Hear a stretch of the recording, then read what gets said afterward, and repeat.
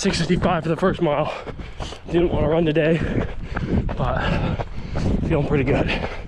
My shoelaces are too stinking tight. Gotta loosen these suckers up. Oh, the pressure on my arches right now are just insane.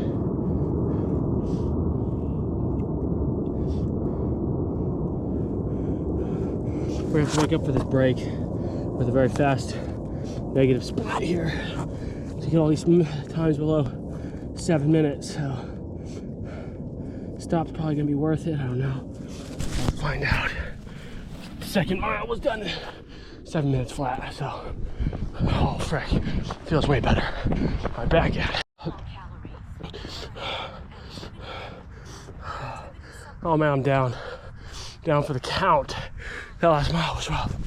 See you guys when I'm in the light. That's snow. Average pace 7 minutes, 11 miles. Or 7 minutes, 11 seconds. What am I saying? Oh my goodness. Good news, I found out why my ankle hurts when I run. Even better news, I figured out how to fix it.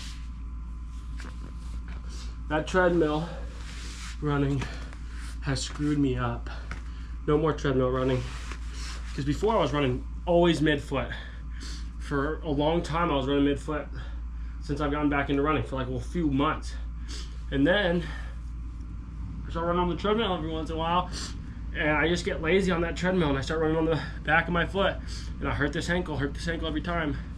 Now this time I can feel a little bit more with the shoes. These shoes, what I was doing wrong. Okay, I have a little bit more ankle support. I know exactly what I'm doing. So instead of keep landing back here, I start landing more here. And ankle pain gone. Now granted, I haven't run like that in a while, so the fronts of my feet were starting to get real sore, or the mids were starting to get a little tight, so I had to take a few walking breaks during that.